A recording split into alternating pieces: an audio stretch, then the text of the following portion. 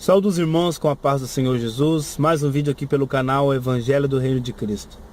Hoje nós vamos estar continuando falando sobre o assunto do Evangelho.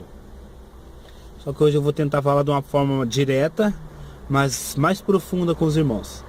Para isso eu vou estar lendo o texto que diz em Isaías, capítulo 46, no versículo 10. Diz assim: que anuncia o fim desde o princípio, e desde a antiguidade as coisas que ainda não sucederam. Então nós vemos aqui que o Senhor estava nos mostrando que Ele, desde o princípio, Ele vem anunciando o fim, né?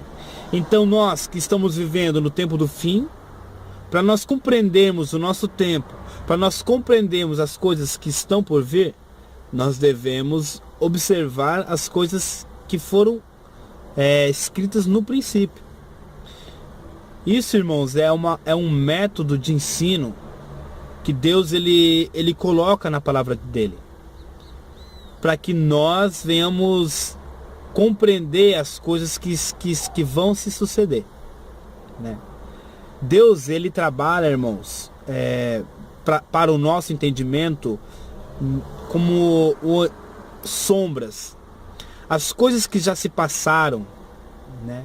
As coisas do Antigo Testamento, elas são sombras das coisas do Novo Testamento. Ou seja, nós vivemos a realidade e as coisas que aconteceram no passado eram sombras da realidade em que nós estamos vivendo. Entende? Salomão, ele disse assim, em Eclesiastes 1:9: o que foi, isso é o que há de ser. E o que se fez, isso se tornará a fazer. De modo que nada há de novo debaixo do sol.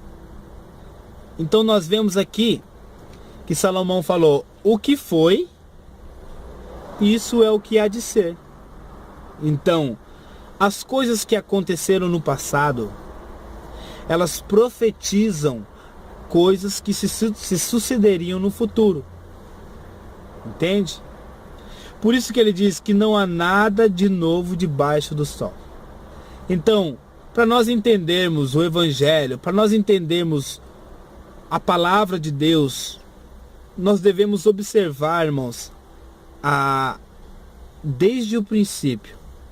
Porque eu vejo muitas pessoas interpretarem a palavra de Deus hoje apenas com o Novo Testamento, e elas acabam falando, eu acho isso. Por exemplo, as duas testemunhas, a maioria das interpretações as pessoas falam eu acho. Os 144 mil selados, a maioria das interpretações as pessoas falam eu acho isso.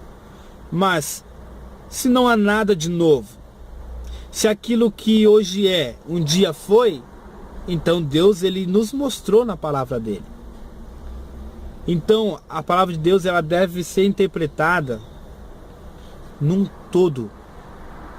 Cristo, quando ele diz em Mateus 24, quando ele cita dores de parto, irmão, ele estava nos ensinando, né, como nós devemos observar a palavra de Deus.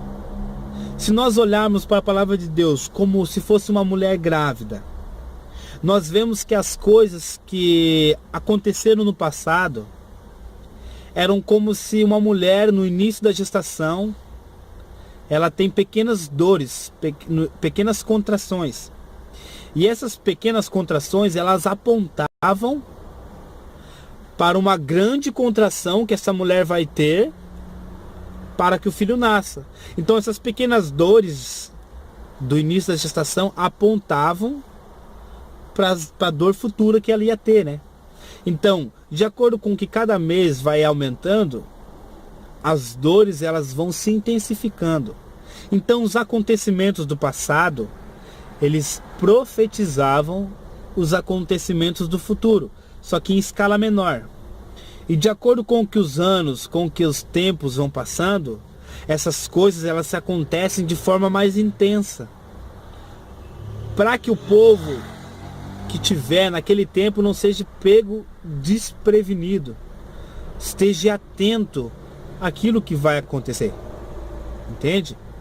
Então, se Deus, desde o princípio, anuncia o fim, o Evangelho, o propósito do Evangelho está ali no começo. Entende? Então eu quero estar lendo para vocês aqui em Gênesis, no capítulo 3, no versículo 7. Diz assim: Então foram abertos os olhos de ambos, e conheceram que estavam nus, e coseram folhas de figueira, e fizeram para si aventais. Quando o homem ele comeu do fruto proibido, que o Senhor tinha proibido, quando o pecado entrou, o homem percebeu que ele estava nu. E a atitude que o homem teve foi de se cobrir, de cobrir a sua nudez, né? Mas nós vemos que essa atitude do homem não funcionou para Deus. Porque Deus, apesar daquela atitude do homem ter se tampado com folhas de figueira, Deus ainda estava vendo a vergonha do homem. Então, logo depois das maldições que ocorreram, Deus ele sacrifica um animal e cobre a nudez do homem, né? Apontando para o sacrifício de Cristo, e o seu sangue iria nos cobrir. Por isso que Deus mata um animal e pega a sua pele. E quando ele cobre o homem, está mostrando o sangue cobrindo o homem, né?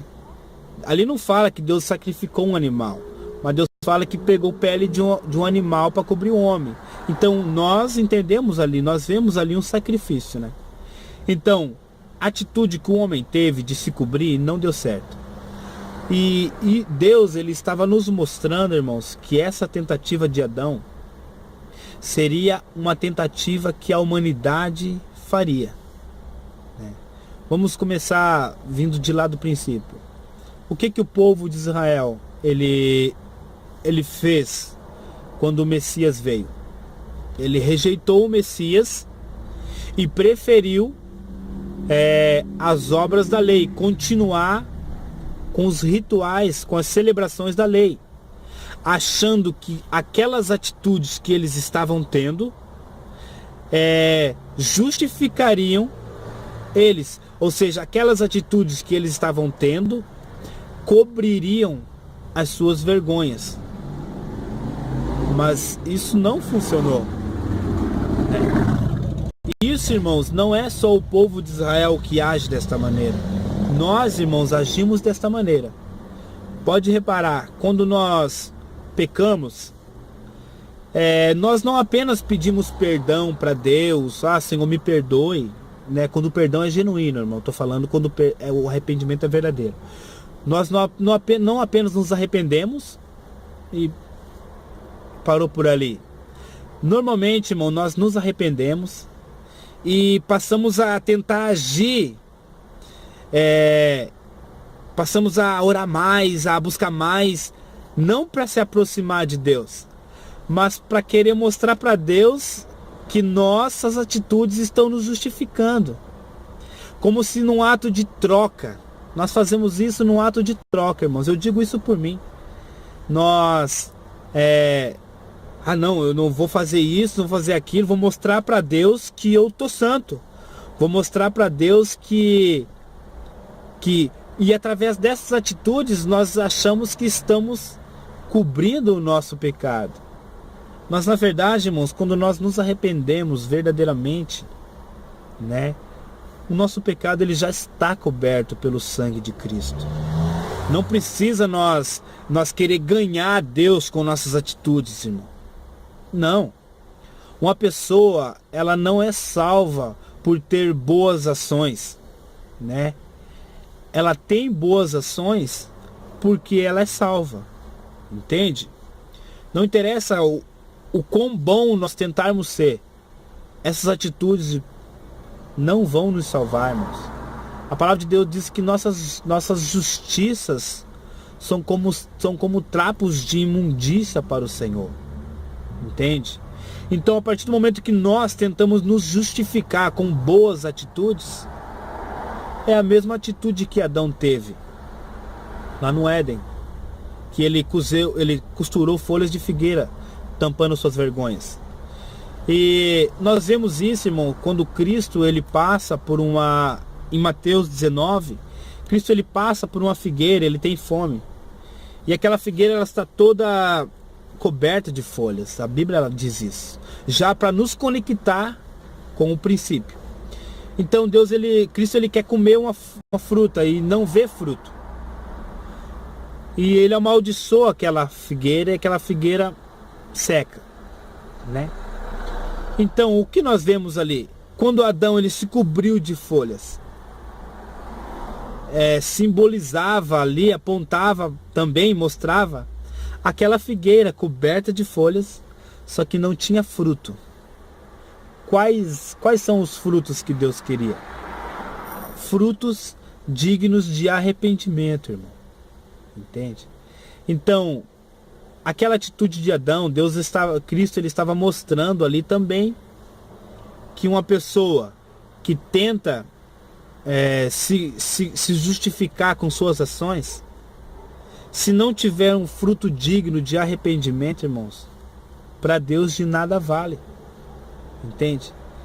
Futuramente eu vou estar falando para vocês sobre quais são esses frutos, né? Quais são os frutos que Deus ele quer de nós, né? Muitas pessoas acham que esses frutos são obras, mas não são obras. Futuramente eu vou estar falando sobre isso. Então, estamos vendo que desde o princípio Deus ele já estava anunciando as coisas do fim. Então, continuando,